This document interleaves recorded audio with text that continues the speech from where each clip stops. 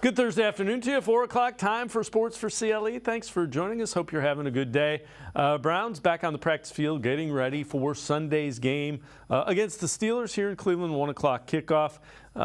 Some encouraging news. DeJuan Jones back at practice. Juan Thornhill not practicing, calf injury. Marquise Goodwin still not able to go as well because of the concussion. We do know that it will be Dorian Thompson-Robinson getting the start at quarterback, his second NFL start. Thompson-Robinson on what he expects to be different this time against the Steelers from what he saw week one start one against the Ravens. I mean, shoot, I know what to expect now. Unlike many other people out there, I've been in NFL games, so I'm not stepping out there for the first time.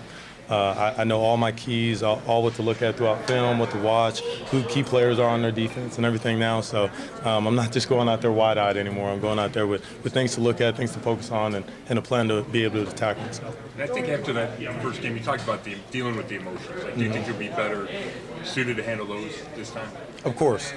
Like I said, you kind of knocked all the rust and stuff off after your first go-around. So I think I said this a couple weeks ago, it's going to be night and day. It's going to be night and day.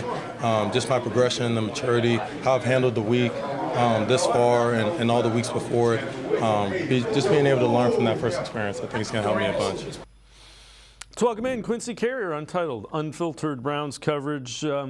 Quincy, what do you expect from DTR? Look, I don't know exactly what to expect out of DTR, right? That's kind of where we're at. We just don't have a lot of information on him when it comes to what he's going to look like in regular season game. What I do know is my study of him as a prospect and as somebody in the preseason.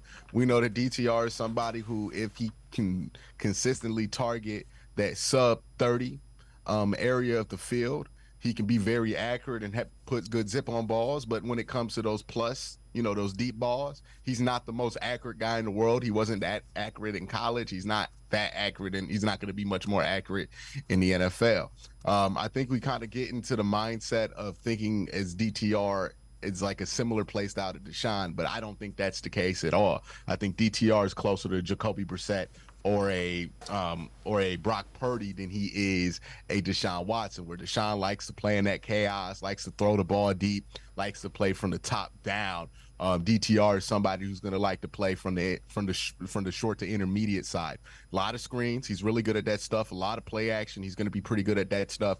Slants, quick throws, timing stuff. That's going to be the things that get you down the field. And remember what this offense looked like with Jacoby Brissett. A lot of first downs, a lot of 5, 6, 7-yard plays, not a ton of chunk plays. That's what this offense is probably they're going to look to resemble with DTR.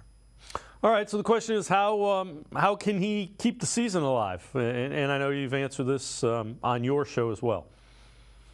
Well, it starts with the defense, right? You look at his defense and you ask themselves, how good are they historically, right? Are they just a number one defense in the NFL, or are they like a historic level defense that can do something incredible like the 2015 Broncos? So I looked at the 2015 Broncos and the 2022 49ers. The 49ers last year are a regular number one defense in the NFL. The 2015 Broncos are a historic defense. And if you look at the ranges, the Browns are far past the Broncos in total yards per game. So they're much better at that area. They're much better in passing yards per game at 151 compared to 199. They give up way less first downs. They have a much better third down percentage. This is an interesting one, Dave. The 2015 Broncos, 35% of third downs they gave up. The Cleveland Browns at 26. So you now know, okay, you have a defense that might be able to carry some questionable quarterback play to a very high level. And then you ask yourself, what do you need? All right. If you compare Brock Purdy to Brock Osweiler, I think that's the range of quarterback play you can get away with, right? Brock Purdy on the high end, obviously. Brock Osweiler on the low end. That's the lowest you can get away with. What you need DTR to be is somebody who takes care of the football relatively well, I want him to get 13 total touchdowns, 6 interceptions. If he maintains that ratio, I think he'll be fine. Not take too many sacks, about 18, and a 64% passing, about 1,800 yards, I think will be good for him. But that's all he has to be, because this defense is that good. This is a defense that can carry questionable quarterback play. So don't think of this as, oh, what does a regular team need? Think of it as, hey, what did the 2017 Eagles need? What did the 2015 Broncos need? And try to build from there. And if DTR hits those goals, I think it's very realistic that this Browns team still has a chance to reach something close to their ceiling, because that's how good this defense is, and you can ride that wave for a very long time. All right, this is from CBS Sports.com. Ranking the levels of regret for teams moving on from Josh Dobbs. Browns team regret level 9 out of 10. Browns are the team with the biggest reasons to desire a do-over when it comes to Dobbs at 6-3. Cleveland has the second best record through Week 10 since the 1970 AFL-NFL merger by a team with the NFL's worst team passer rating, 66.9. Quincy, we were talking beforehand, and I know Browns fans have mentioned this. I didn't want him to trade Dobbs. I wanted a veteran quarterback. But if you think Josh Dobbs is going to come in and win high-level playoff games, that's not happening.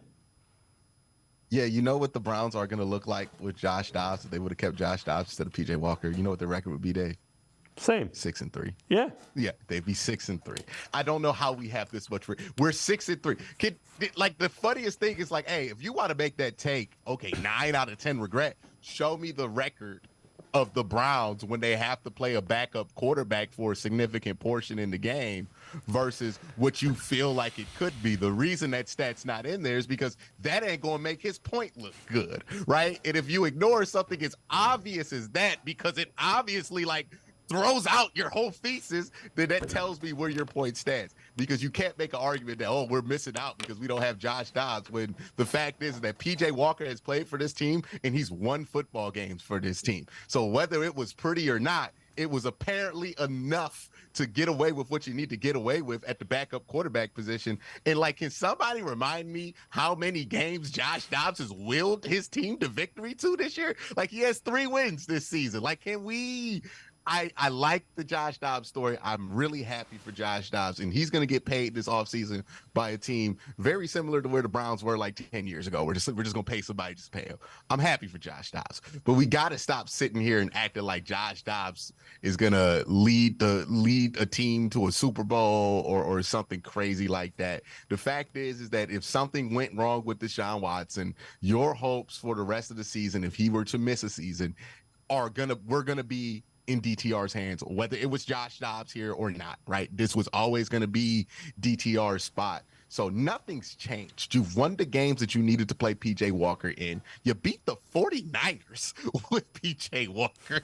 Like, yeah, you won a road game with P.J. Walker. Like, I don't understand why people feel the need to relitigate this so much. And if Deshaun Watson goes down for the rest of the season and Josh Dobbs are on the team, guess who's still playing? It's DTR, because that's the move at this point.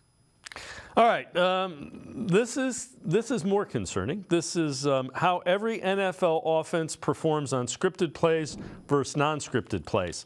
So scripted plays, it's the x-axis, EPA per play, first 15 plays of every NFL game for the offense. So that's across. Up and down non-scripted plays, EPA per play. The Browns are in the neighborhood you don't want to be in. If you're talking offense, the teams you do not want to be mentioned with are the Patriots, the Giants, and the Jets. And that's where our Cleveland Browns is. And again, there are reasons for it. Nick Chubb out, your starting right tackle out. You know, Deshaun Watson missed a bunch of games. But that's not a neighborhood you want to be in.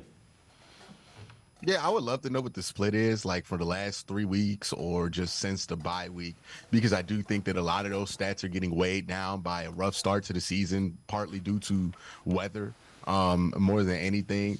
But yeah, it's not the greatest place to be in.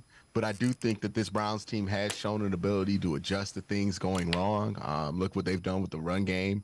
They're on pace to get just as many rushing yards as they did last year and rushing touchdowns last year, and that's without Nick Chubb. So I trust that they're going to figure out something to get this offense going.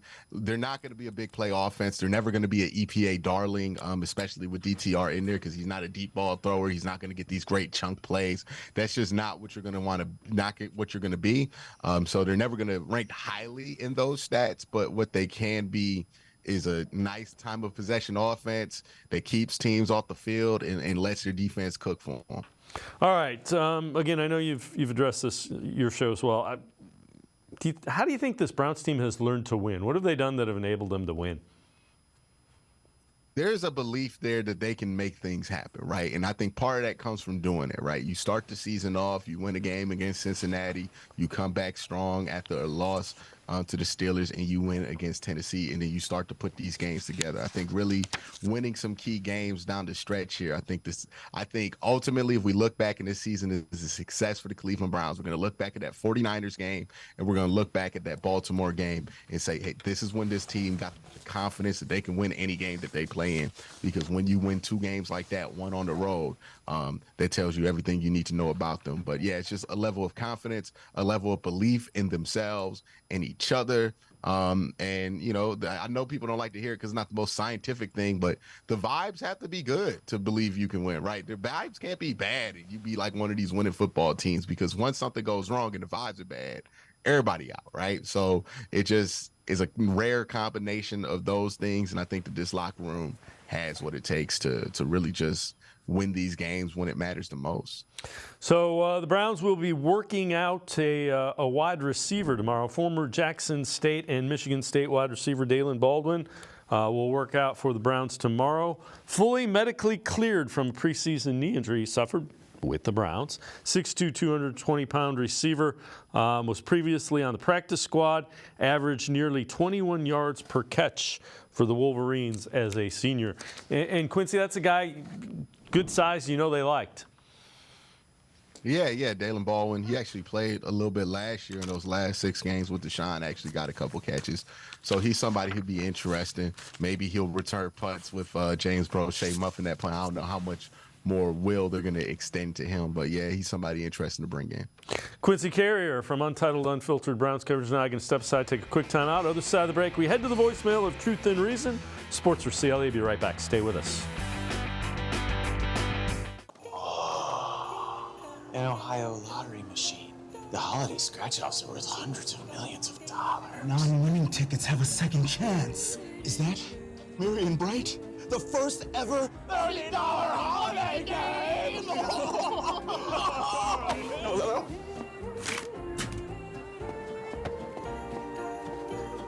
You can get them now? I'm gonna go ask if I can play.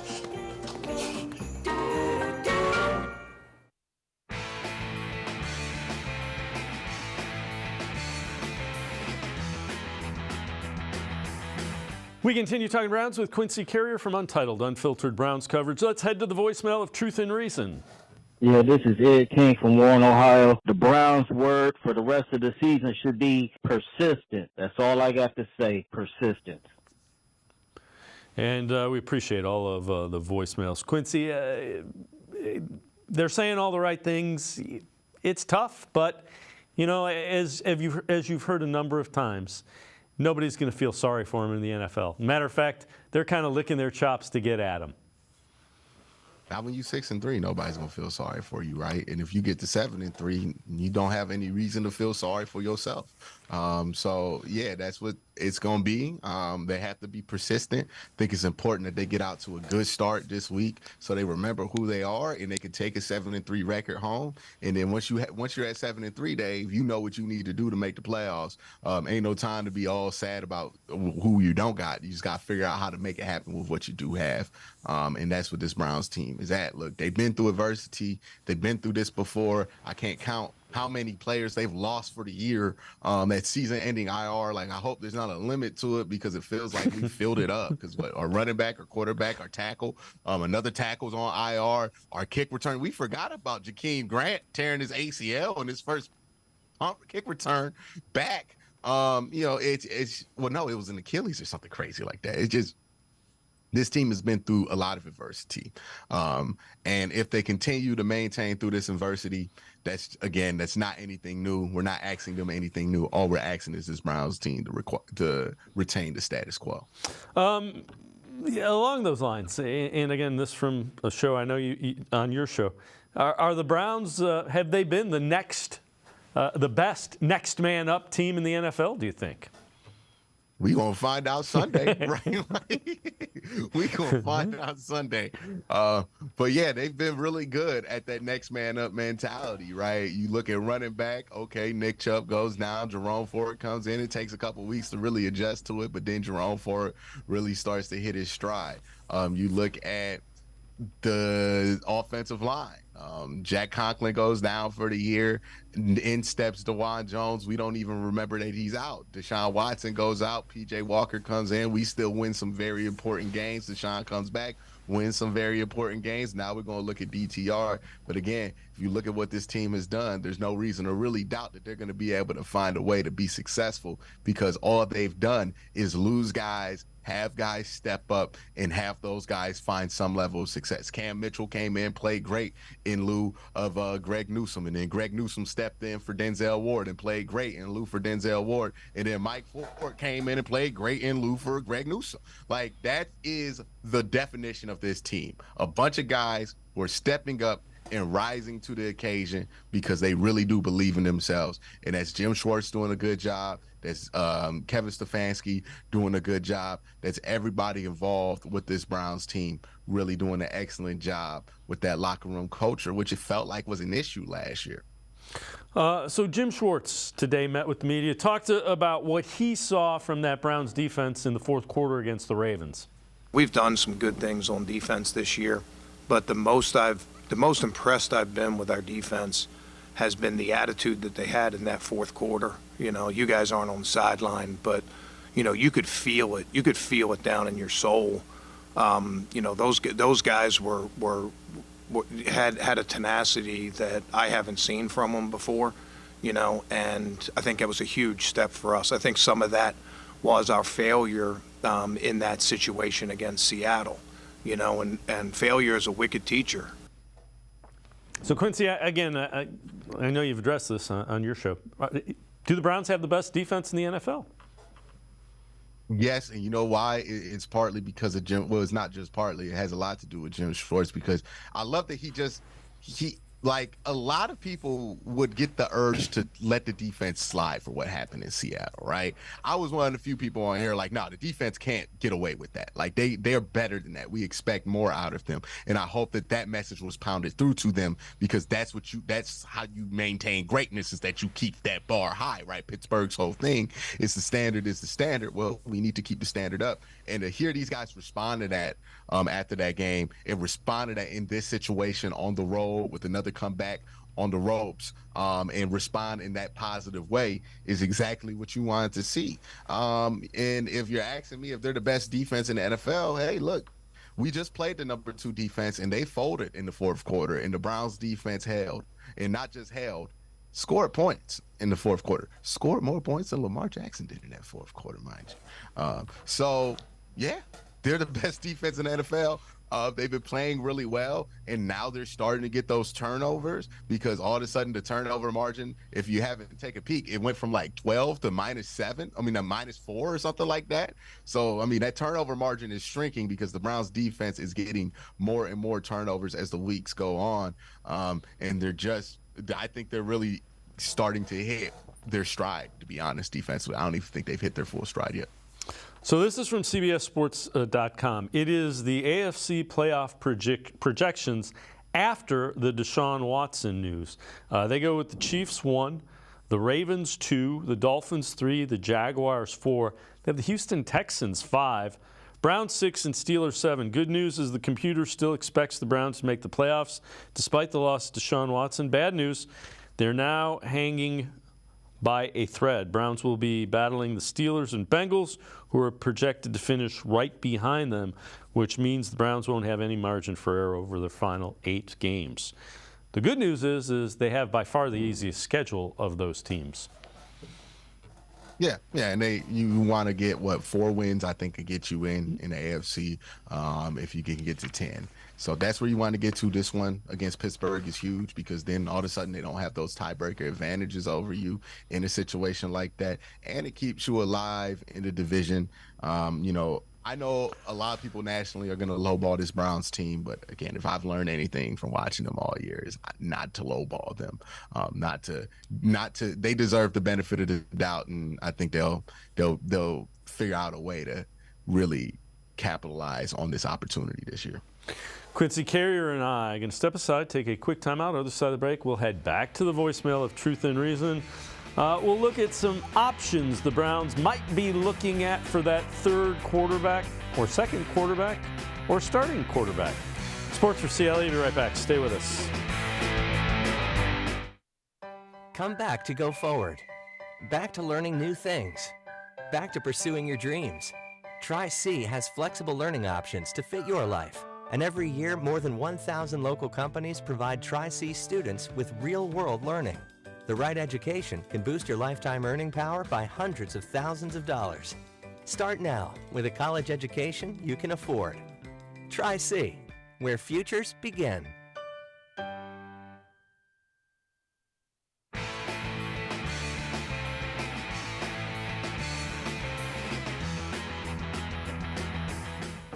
We continue talking Browns with Quincy Carrier from Untitled Unfiltered Browns coverage. Let's head back to the voicemail of Truth and Reason.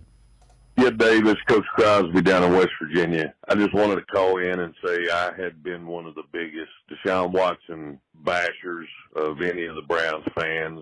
I was wrong.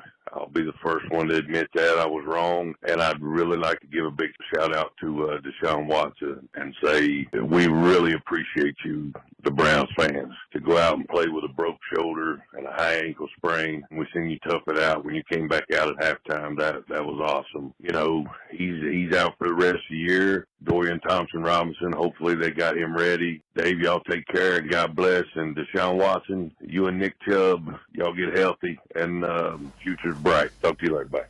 As always, appreciate all the voicemails. Quincy, it'd be hard to watch what he did and not knowing what he was going through and not have that reaction to it. Now some of the national guys are still, they just have an axe to grind with him. But a lot of the local folks have kind of come over to the, boy, it's going to be nice to have a healthy quarterback that can do that. No, he needed that, right? I think he needs that, especially if you want him to come back from this injury and, get back to his form and play close to where he was and be on that consistent level. He needs that because, let's be honest, there's been a weirdness around Deshaun Watson, not just nationally. We kind of expected that, but locally, which has been kind of unexpected, how kind of weird the situation has been with the fans and him. And that's the kind of performance, that's the kind of win that gets people to be like, hey, I'm on board now. I can see what you were thinking when you made that trade and gave him all that money. And now we're just hoping that we can reach that level again at quarterback. We're going to do what we can with DTR this year. Hopefully we can achieve a whole hell of a lot. But yeah, I think that was a courageous performance by him, and it's the one that Browns fans, especially Cleveland Browns fans, are going to appreciate because, look, Colt McCoy, the man shouted out Colt McCoy today. Colt McCoy never put up good numbers in Cleveland, but you know what he did? Grit and grind. He got through a lot of pain. And look, we appreciate somebody willing to play through pain in this city. It's part of the reason why so many people still go hard for Baker Mayfield, right? Is we do appreciate that quality in a quarterback, and doing that in those circumstances, look, if you can act like it didn't hurt or that he's lying or whatever, but we all know that the man doesn't want to be out at this point. He has a legitimate chance to win the Super Bowl, and it broke him up. You can see he's about to cry in his press conference. So, yeah, it's tough that he's out, but, at least he went out on a good note. Something to really build off of, and I think that positive momentum will carry into the offseason and carry into the start of the season, and maybe we won't get a slow start from Deshaun Watson next year. All right, so this is from CBS Sports. 7 quarterback options for the Browns. They start out with retired guys. Tom Brady, that's not going to happen, I don't think. Phillip Rivers, who is coaching high school football out on the West Coast. Now, free agents who still want to play. We've got Nick Foles and Joe Flacco, Cam Newton, and the aforementioned Colt McCoy, who has been here before. Most realistic options, they go with Kellen Mond, 24-year-old, spent the 2022 season with the Browns. Kevin Stefanski knows him. He knows the offense Stefanski likes to play.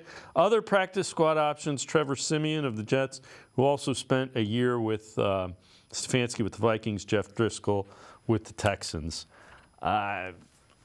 I don't think they say the most realistic, Kellen Mond. Of all those guys, the one that makes the most sense to me is Trevor Siemian.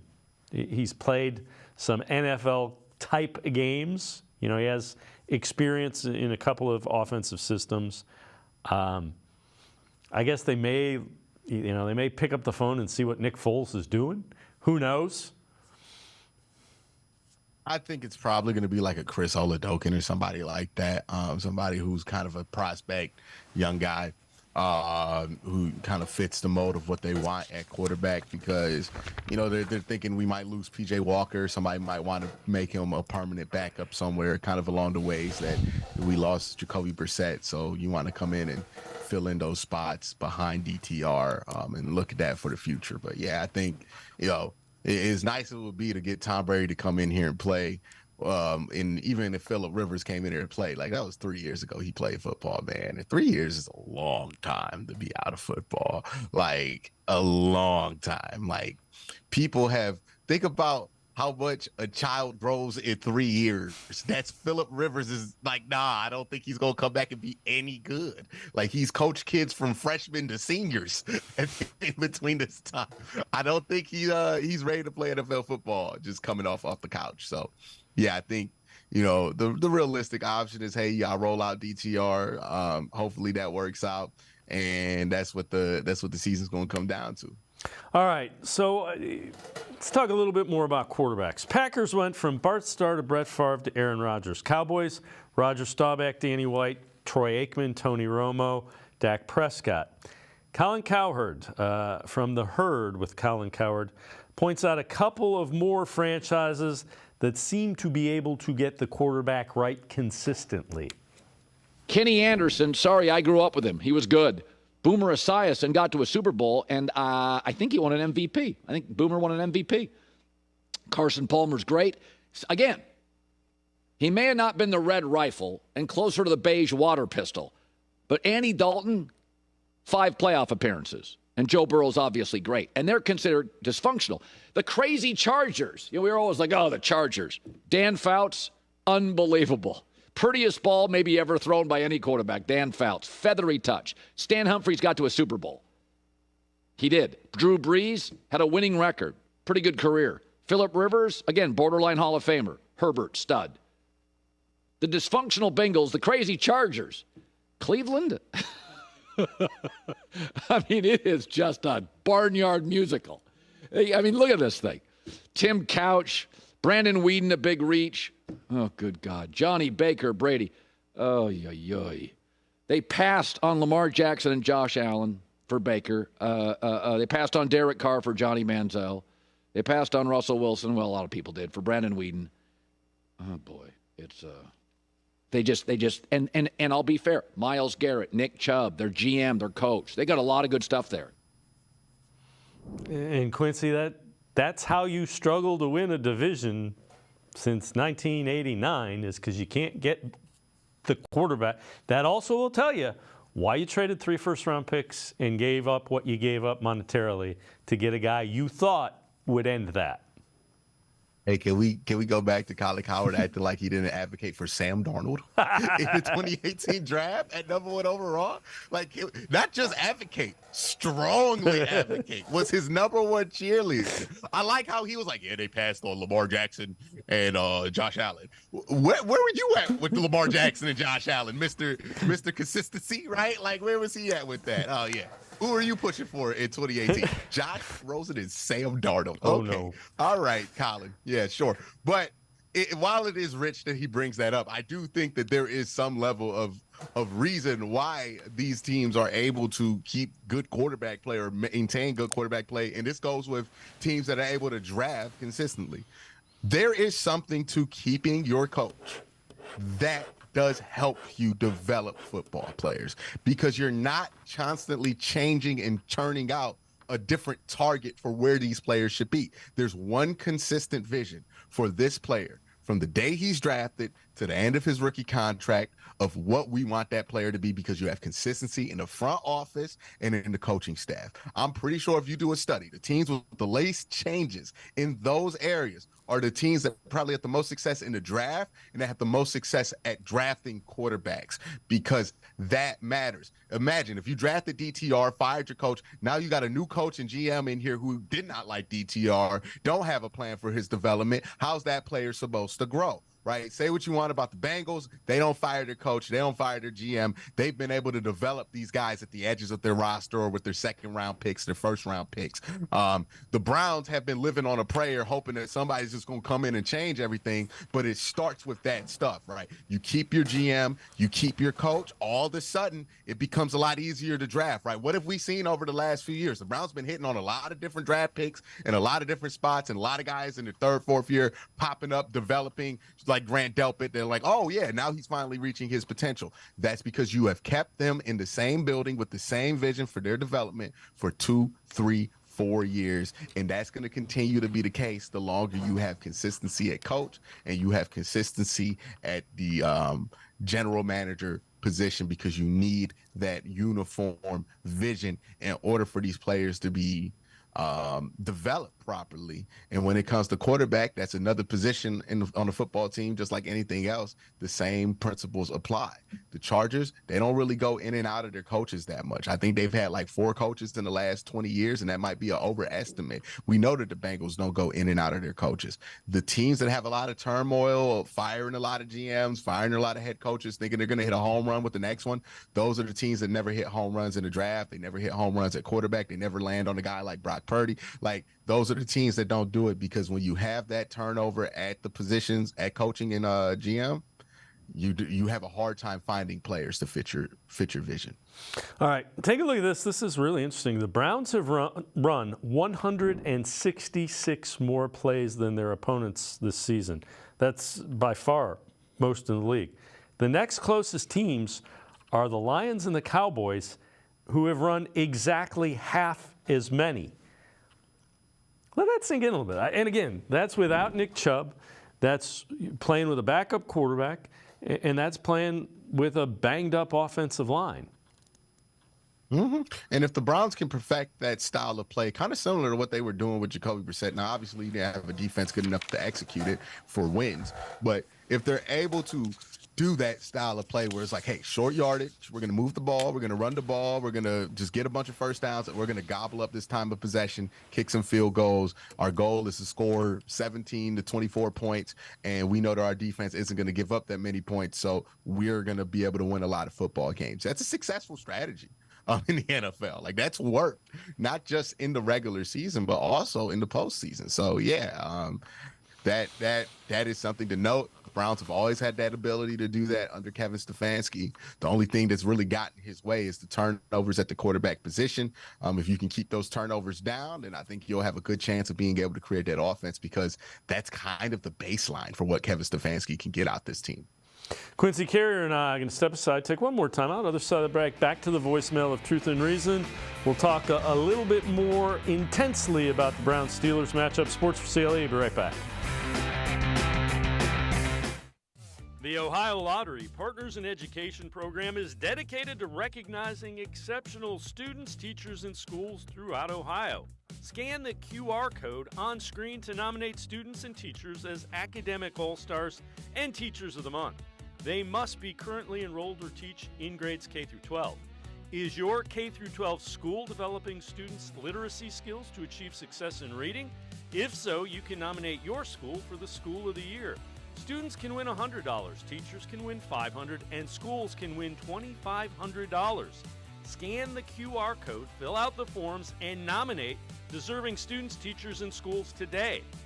The Ohio Lottery Partners in Education program takes pride in honoring exceptional students, teachers, and schools across Ohio. Submit your nomination today. It's fun, fast, and free.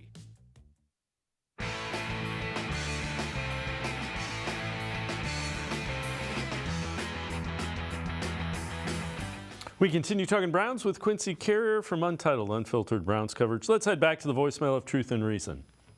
Hey, this is Buddy. I've been thinking that Andrew Berry is highly regarded one week and everybody wants him gone the next.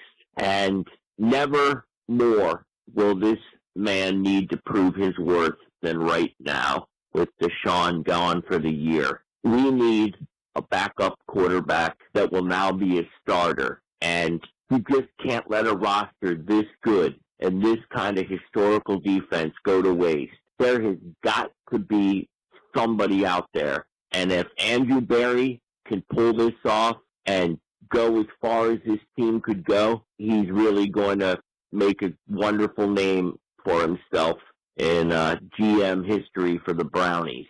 All right, go Browns.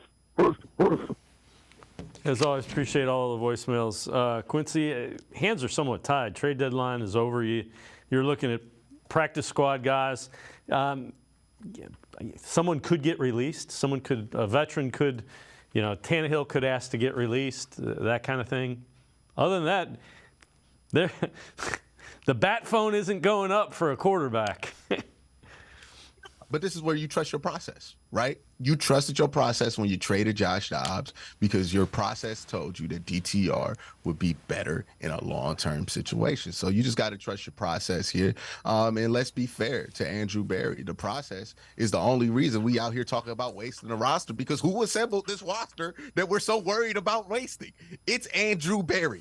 Right, Andrew Berry has created any reason to be critical of Andrew Berry is because, man, Andrew Berry did such a good job building this roster, but boy, oh boy, he didn't get the right backup quarterback. So, I don't know. I don't know. That doesn't make much sense to me, but that's basically what the baseline of a lot of people's criticism of not Kevin Stefanski, but Andrew Berry is. But I think the process has gone well for you if you're a Browns fan when it comes to Andrew Berry. You trusted the process with him. He's delivered results, and I will continue to trust the process that they have in here, because DTR, they made that determination on him not just because of preseason games, Dave. They felt like they saw enough in the joint practice, that they saw enough in practice, inside closed doors, all those stuff behind the scenes, that they felt like this man was a backup level quarterback, and they had all that access to Josh Dobbs and decided that, hey, this is a better option than keeping Josh Dobbs. So instead of being critical of that choice, which I understand why people would without DTR really having extended play so far this year, I think that also we should give some credence to trusting the process here, because Andrew Berry's process has been very good for this Cleveland Browns team. Hence the reason why we're talking about a roster worth being wasted. Because let me tell you something, this team was around for 17 years, didn't have a single roster that we felt got wasted, and it ain't like they won a bunch of games. All right, Jason McCurry, former defensive back in the NFL, was on Good Morning Football, NFL Network, talking about DTR going against this Steelers defense. As I look at it, this Pittsburgh Steelers defense is no joke. And not only that, Mike Tomlin, his record against rookie quarterbacks and what he's been able to do, you look at that right there, 5-24, the amount of touchdown passes to interception ratio. They've been able to go out there and dominate. The funny thing is they've been able to win 10 out of their last 11. That one rookie quarterback that beat them, C.J. Stroud. That was this year when he put out that dominating performance against the Pittsburgh Steelers. So for DTR, it's going to be a tough road ahead. You're going against a really good defense and your rookie quarterback going against a Mike Tomlin-led team. So it's going to be fascinating to see how he's able to come out. Again, Steelers defense is really good.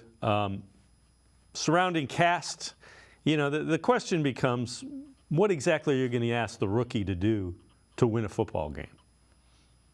Yeah, how much is this going to come down to the offense, right? Because I don't expect this to be a shootout, because it's not like the other side has a great quarterback either. So, yeah, it's just going to be what this game comes down to. Does it require a heroic quarterback effort like last week? I doubt it.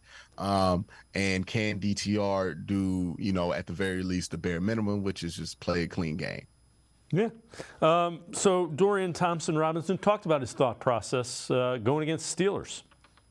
Yeah, I mean, I think the biggest thing for me this weekend is just using the guys around me, using the other 10 players that I have on the field with me, making sure that, I'm not the focal point, trying to get the ball out of my hands as quick as possible and spread the ball around to our playmakers and let them make plays. So when you look at it from that lens, you don't got a lot to think about. Just go out there, go through your progressions, go through your run checks, and get the ball in anybody else's hands but yours. And again, if he's saying that in front of the media, you can be sure he's hearing that in the meeting rooms. Oh, yeah, absolutely. That's why you put DTR in there, because you feel like he can get rid of the ball quickly. You feel like he can get the ball into your playmakers' hands and let them take over. David Njoku can help carry DTR. Amari Cooper can help carry DTR. Hopefully Elijah Moore can step up and be a part of that equation as well. And then we've seen Jerome Ford step up and be a pretty good running back as well. So, yeah, you're just going to ask the things around him to be great. You're going to ask the defense around him to be great. And the good news is that these pieces have stepped up in recent weeks throughout the season and been that. So, it's not like you're asking for something that's never happened before. All right, before I let you go, what does it need to look like for the Browns to come away with a win? Needs to just be a clean game. The Browns don't have to do too much to win this game, right? They don't have to, make some heroic plays or whatever it is. I think they're the better football team than Pittsburgh. And as long as they play a clean game of football, make sure that they don't get outside of themselves, make sure they're not too juiced up, too overly aggressive, and just play a good game of football. Don't give up any easy throws because you're trying to, shoot something or make a giant play. Just stay within yourself.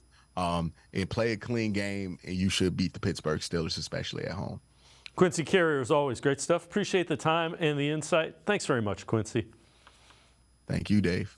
Quincy Carrier, make sure you check him out. Untitled, unfiltered Browns coverage, always really, really good Browns stuff.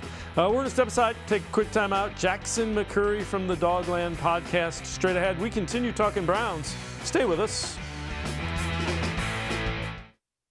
Come back to Go Forward. Back to learning new things. Back to pursuing your dreams. Tri-C has flexible learning options to fit your life. And every year, more than 1,000 local companies provide Tri-C students with real-world learning. The right education can boost your lifetime earning power by hundreds of thousands of dollars. Start now with a college education you can afford. Tri-C, where futures begin.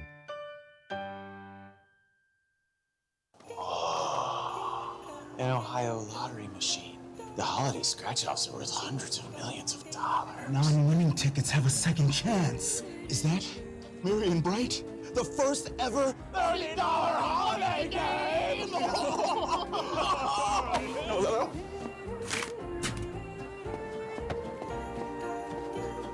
You can get them now? I'm gonna go ask if I can play.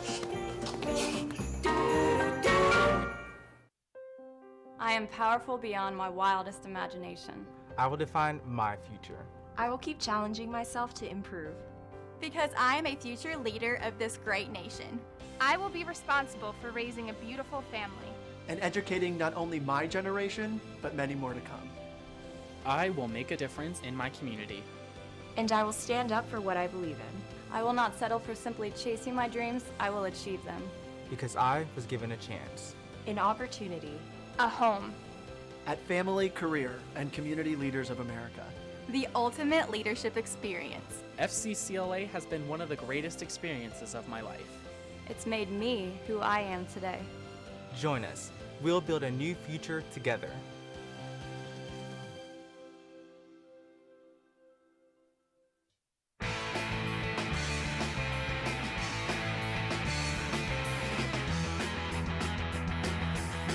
We continue talking Browns on Sports4CLE. Let's head back to the voicemail of Truth and Reason. Yeah, this is Bernard from New Philadelphia. Sad what happened with Deshaun. I mean, he played his heart out, especially the second half of the Baltimore game. I've been critical of him all year, but this may be a blessing in disguise to put DTR out there, who in the preseason shows what he can do. Throw away that Baltimore game in week 4 because the kid wasn't ready. He didn't get no practice with the first team offense. I think DTR can lead us all the Go Browns, and God bless Deshaun Watson. As always, appreciate all of the voicemails. Let's welcome in Jackson McCurry from the Dawgland podcast. Jack, that's a tough ask for DTR. I think he'll be better than he was against the Ravens because I think the game plan will be tailored around him. I think they were trying to execute a Deshaun Watson game plan. But I don't know how far DTR can lead them in the playoffs. I think they can make the playoffs. Beating some of the elite teams, that's a big ask. Yeah, I mean, it's going to be tough for DTR to step in and fill the void left by Deshaun Watson. I mean, it seemed like Deshaun was starting to turn the corner the last few games that he was out there. You just got to hope that, they put a solid game plan around him. DTR minimizes the mistakes. I mean, he said it's going to be night and day from what happened in Baltimore. I mean, in my opinion, talk is cheap. Would like to see him go out on the field and do it. But if he can minimize the mistakes, protect the football, and take what the defense gives him, and then you add in the fact that we have a great defense, the running game's been solid all season, I think the Browns are going to have a chance. Like you said, I don't know if they're going to go on a Super Bowl run and have this be a magical run like Nick Foles and the Eagles, but with the defense, with the running game, and you can get average quarterback play, the Browns are still going to be a playoff team. Now, it depends on how far DTR can take us, but I still feel good about it. But at the same time, it's a rookie. Not every rookie is going to be like Brock Purdy. I mean, I think that was a 1 in a million thing, but who knows? We've seen crazy things before. Yeah, there are some skills that he has. And again, the Baltimore thing is it's a little bit of an outlier just because regular season game, it was not a game plan designed around him. The more we're hearing about that, they fully expected, he took the practice reps, but he was taking the practice reps with the thought Deshaun Watson was playing, so they didn't alter the game plan. That's the biggest difference. This is from ESPN's First Take. Dan Orlovsky, Damian Woody, former NFL players, on if the Browns' chances of making the playoffs are in jeopardy. We had question marks that is Cleveland a playoff team with Deshaun, who had started to have moments that were better football. And now we're not hesitant to – I understand the defense is great.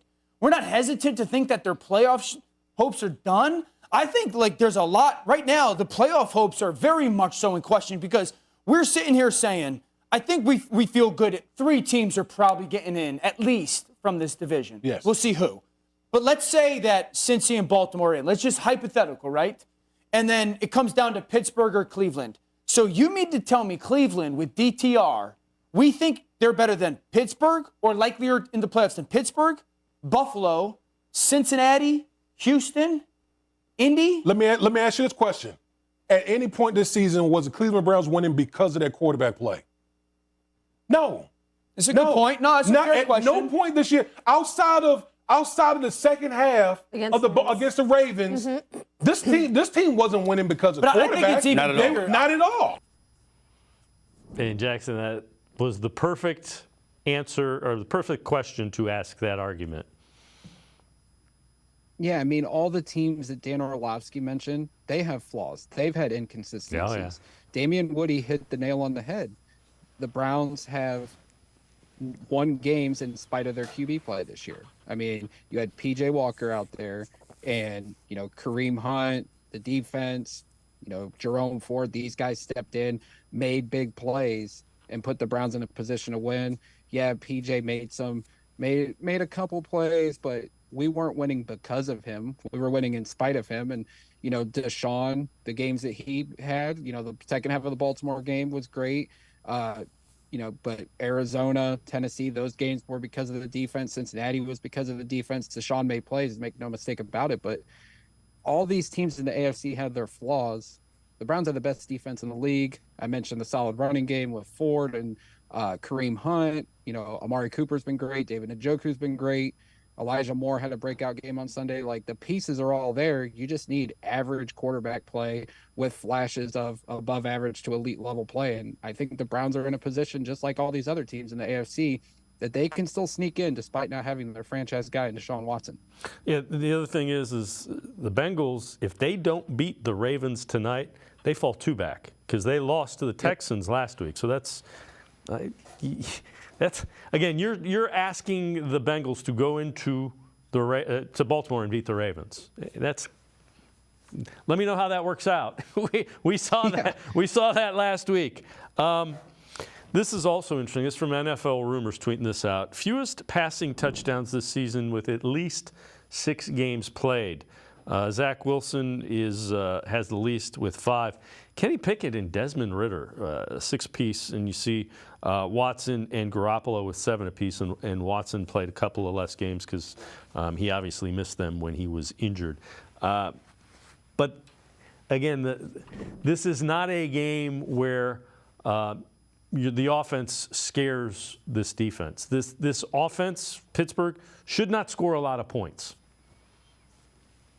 No, I mean, we've seen it week 2. Like, outside of, I think it was a bomb to Pickens, like, that offense didn't do much against our defense. The only reason Pittsburgh won is because our offense had turnovers, and they capitalized on it with 2 defensive touchdowns. So, I mean, for all the talk that out of Pittsburgh, that Kenny Pickett is some, like, God, and I know he's from there, went to school there, everything, he is not a good quarterback. And, I mean, Deshaun's on that list, but we've seen better play out of Deshaun this season.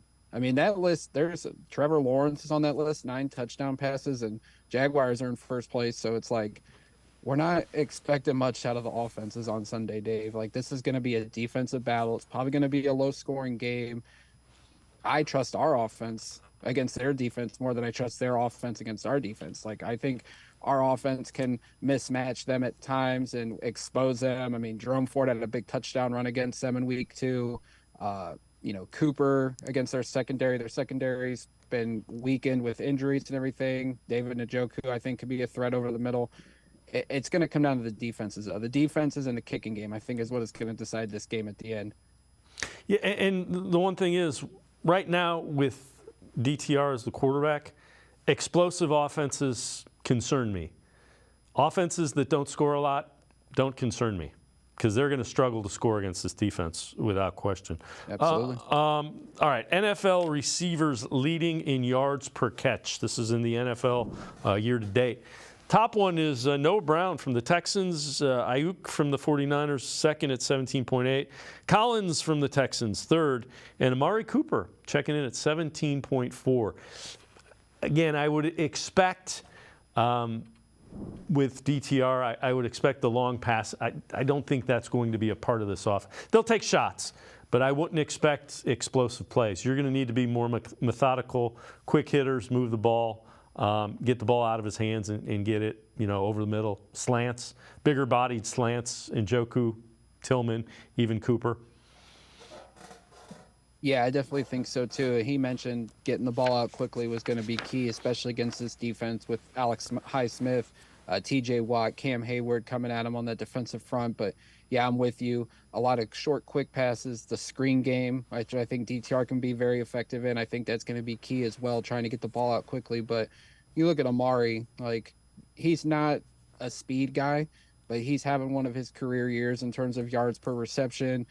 He's 11th in the league in receiving yards. You would love to see him get in the end zone more. It's only been 2 touchdowns, but whoever's been the quarterback this season, Dave, it just seems like they know. And PJ Walker even said he called Jacoby about what to do with this offense. And Jacoby said, if Amari gets open, throw him the ball. And Amari's always been that consistent threat wherever he's been. He's having a good year. Would love to see him get in the end zone more, but I think DTR knows if number 2 gets open, throw him the ball because he's going to make plays for this offense, and he has all season. And hopefully he's going to be around because we haven't had that consistent number 1 wide receiver since '99, and Amari's been that since he came here in the trade last year. So I'm hoping the Browns find a way to keep him past this year. I know he's got 1 year left, but I would love to see them work out some kind of extension because Cooper's been an awesome pro on and off the field since he got here. Jackson McCurry from the Dawgland podcast. Now I can step aside, take one more time out. Back to the voicemail of Truth and Reason. Plenty of Browns Steelers talk straight ahead. Stay with us. An Ohio lottery machine. The holiday scratch-offs are worth hundreds of millions of dollars. Non-winning tickets have a second chance. Is that Marion Bright? The first ever $30 holiday game!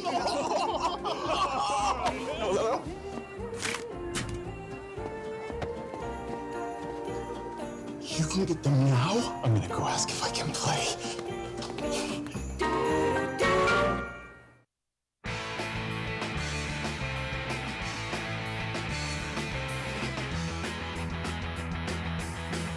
We continue talking Browns with Jackson McCurry from the Dawgland podcast.